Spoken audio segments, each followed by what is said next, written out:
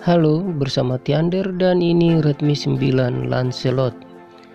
Kali ini saya akan membahas cara repair IMEI. Nah, di sini saya mau jelaskan dulu ya. Ini kelanjutan dari kasus Redmi 9 yang sebelumnya pernah masuk dalam kondisi mati total ya. HP yang sebelumnya nyala normal, karena masalah miklut HP-nya jadi mati total karena salah format ya. Di sini teman-teman bisa lihat ya, IMEI-nya itu 0, yang tersisa cuma serial number-nya ya, atau nomor seri.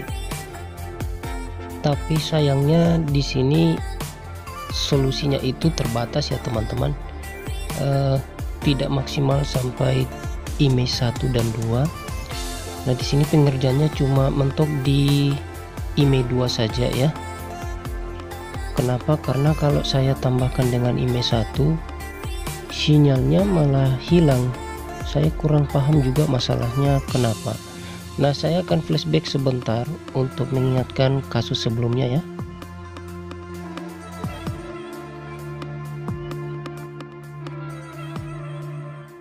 Bagi yang belum sempat menonton kasus awalnya, teman-teman bisa lihat di Redmi 9 Lancelot mati total. Di situ saya jelaskan kronologi awalnya ya.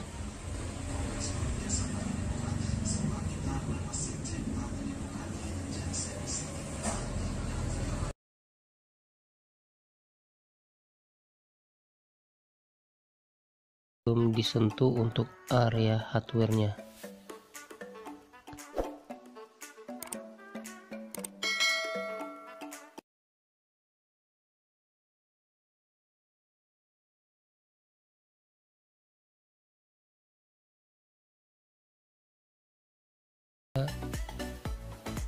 Lewati dulu setting wizardnya ya.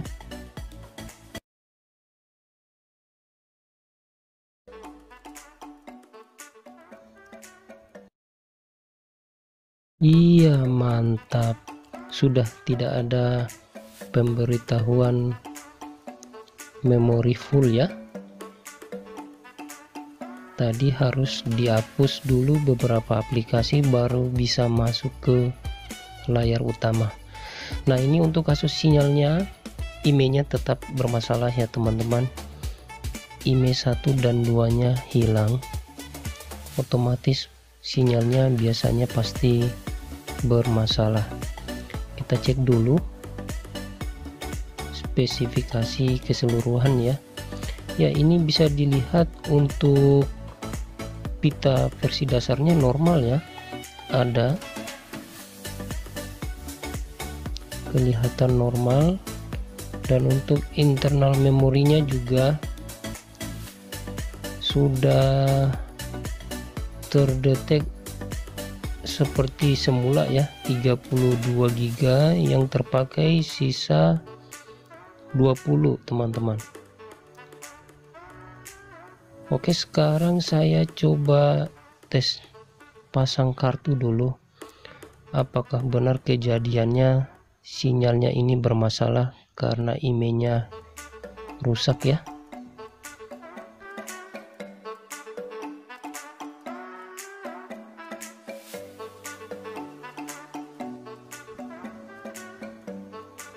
Iya, sepertinya benar ya, sinyalnya tidak ada, muncul bar sinyal tapi terlihat hidden, samar-samar ya. Oke, saya pikir teman-teman kasusnya saya akhiri dulu sampai di sini. Semoga Untuk berikutnya saya bisa memecahkan masalah sinyalnya.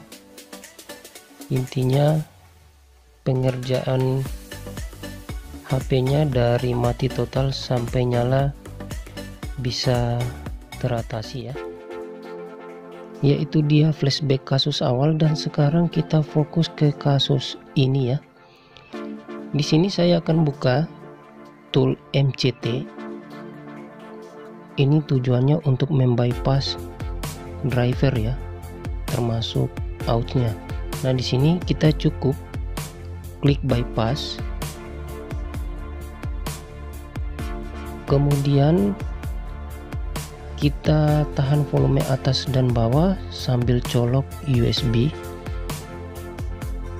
Ya, kalau sudah tulisan hijau seperti ini artinya bypassnya sukses. Dan kita lanjut sekarang buka flash tool. Nah, ini flash tool yang sudah support untuk Redmi 6A dan Redmi Note 8 Pro ya. Tapi tidak apa-apa, saya gunakan flash tool yang sama. Kita langsung saja masukkan scatter punya Redmi 9. Nah, di sini firmware yang saya gunakan yaitu firmware factory ya. Jadi tujuannya ini firmware untuk merepair IMEI. Oke, kalau sudah, kita klik download saja. Dan kita kembali ke HP-nya.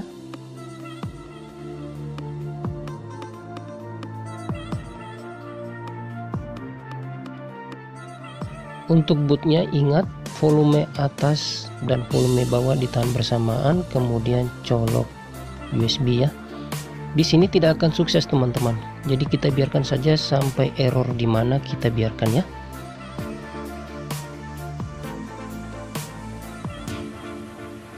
Nah, kalau error seperti ini tidak apa-apa ya. Cukup kita klik OK dan kita lanjutkan dengan mencentang super, cache, dan user data. Oke, kita tahan tombol bootnya kembali, volume atas dan bawah, kemudian colok USB.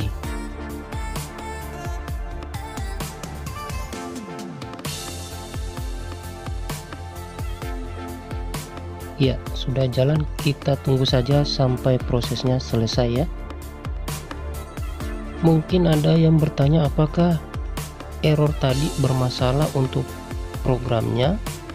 Saya kurang paham ya, tapi trik ini kebetulan saya dapat karena kalau saya flash langsung menggunakan box Miracle tidak bisa ya teman-teman, pasti error, dan errornya itu pasti menyebabkan HP mati.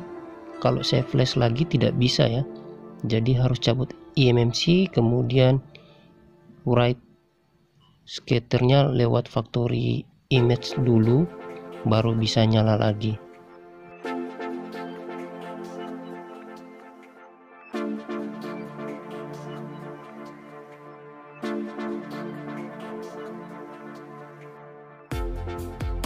Oke, proses flashing sudah selesai. Sekarang saya coba tes nyalakan HP-nya ya. Tentu saja tampilannya pasti berbeda untuk firmware factory ya. Ini sama dengan firmware CSC.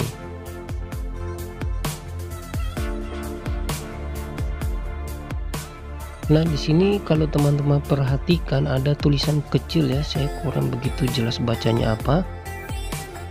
Muncul di pojok kiri bawah.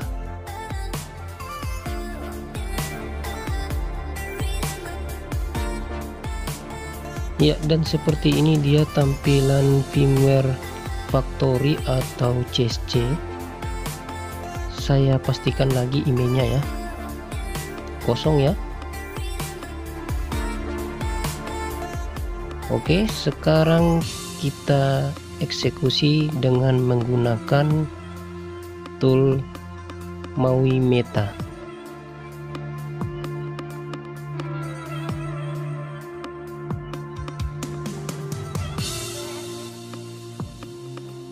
Nah, ini dia tool mau meta.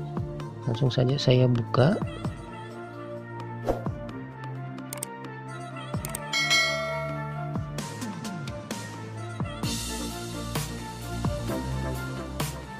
Klik connect, kemudian kita colok HP menggunakan kabel USB tanpa menekan tombol apa-apa ya. Jadi posisinya mati. Kita biarkan drivernya dideteksi secara otomatis ya.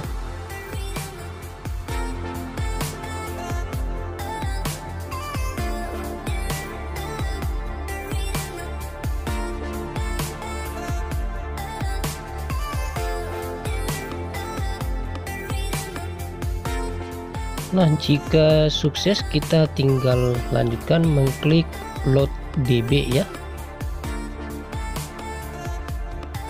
Berikutnya lagi kita klik from target. Nah, kalau sudah kita lanjut lagi ya, klik ke kolom search tool, pilih lagi email download. Dan kalau sudah terbuka seperti ini, kita tinggal masukkan email di kolom kedua dan sisakan satu angka terakhir yang nanti itu kita klik di checksum ya. Jadi emailnya itu terakhir tidak bisa kita isi di sini. Jadi dia kalau kelebihan otomatis ada peringatan ya. Contohnya seperti ini ya. Nah, ada peringatan. Jadi kita cukup klik checksum seperti ini. Jadi dia secara otomatis angkanya keluar dan kita tinggal lanjutkan dengan mengklik write. Ini sudah sukses teman-teman ya. Jadi simple, cepat. Kalau ragu klik sekali lagi boleh. Kita tinggal close dan disconnect ya. Jangan cabut HP-nya. Biarkan tetap terhubung dengan USB sampai HP-nya merestart secara otomatis.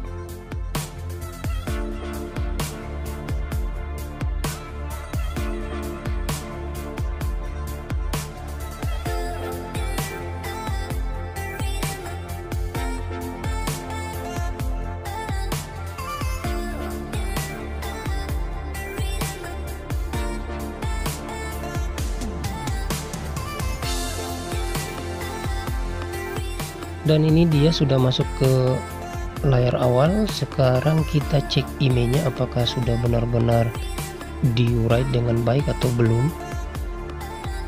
Mantap ya, emailnya sudah keluar. Jadi untuk penempatan SIM-nya kita harus letakkan yang di ujung ini ya, bukan di sini, karena itu untuk SIM 1 tidak akan terdeteksi ya. Saya tekankan sekali lagi, untuk sementara pemecahan kasusnya ini hanya berlaku pada SIM 2.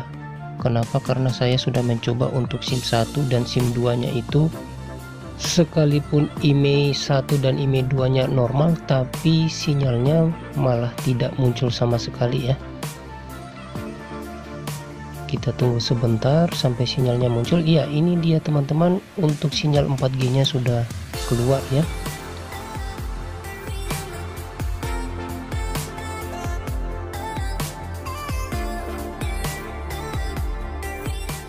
Sekarang saya coba cek pulsa.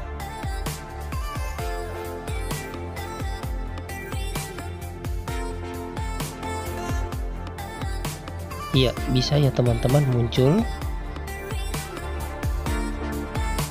Saya coba lagi untuk cek nomor. Nah, untuk kasus seperti ini,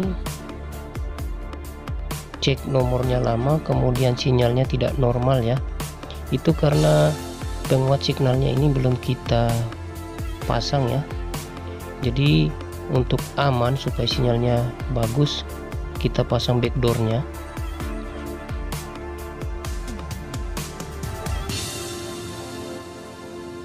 Ya, bisa ya, muncul.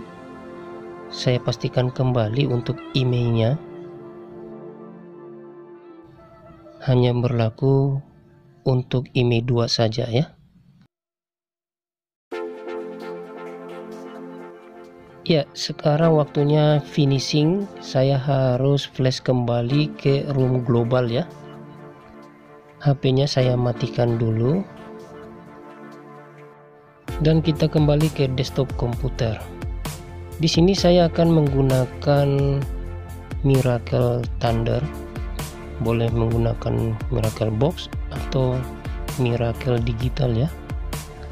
Kenapa harus Miracle? Karena kalau menggunakan flash tool pasti error juga ya, seperti kasus awal. Jadi di sini harus menggunakan Miracle supaya flashingnya sempurna.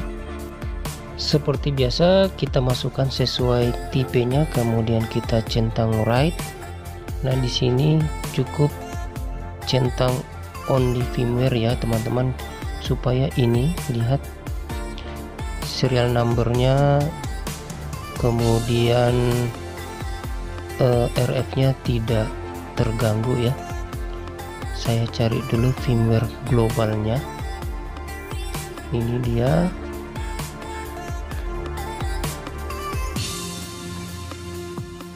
Kita masukkan scatternya.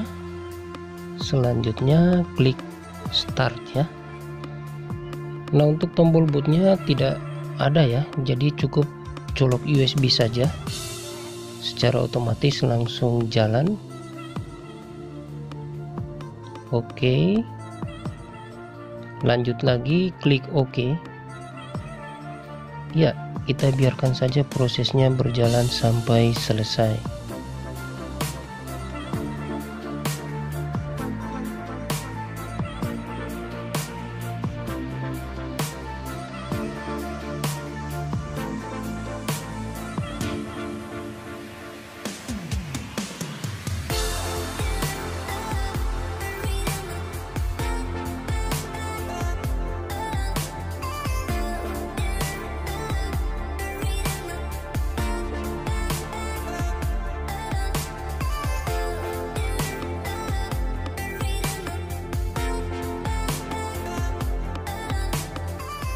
Ya, dan ini dia proses write sudah selesai ya.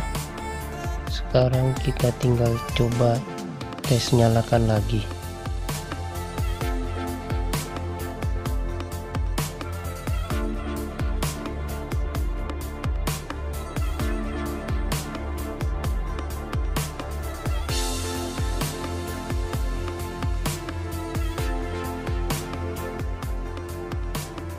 Ya, ini menggunakan firmware MIUI 11 ya.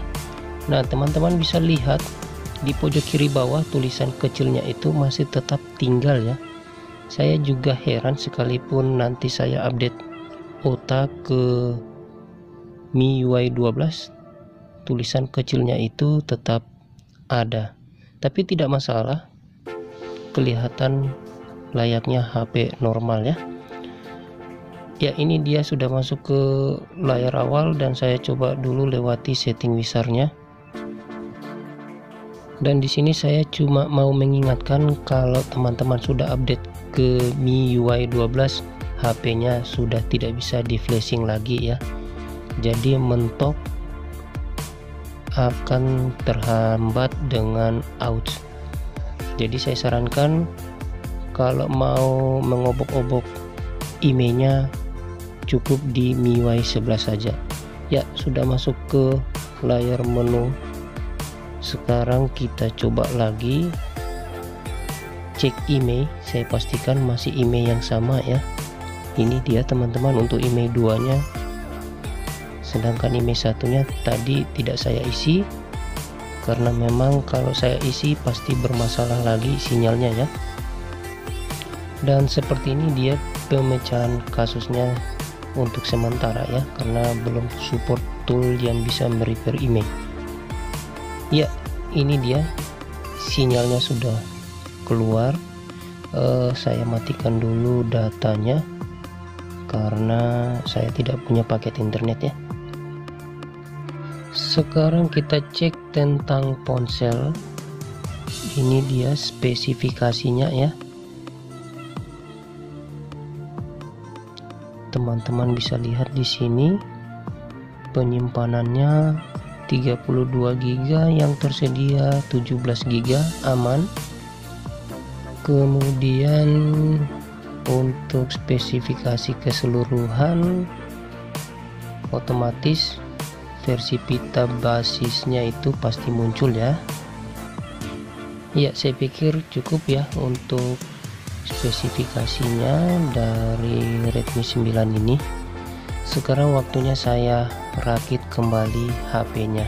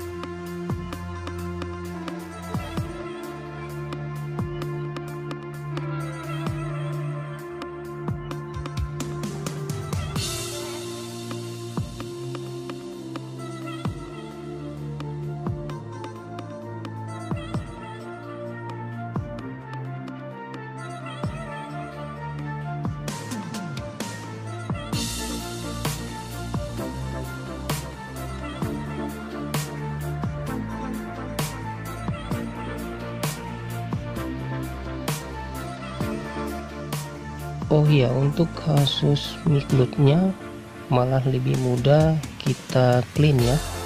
Jadi nanti kalau ketemu kasus yang sama di lain waktu saya akan share kembali ya. Oke, karena kasusnya sudah selesai, saya Tiander pamit undur diri dan kita bertemu lagi di lain kesempatan.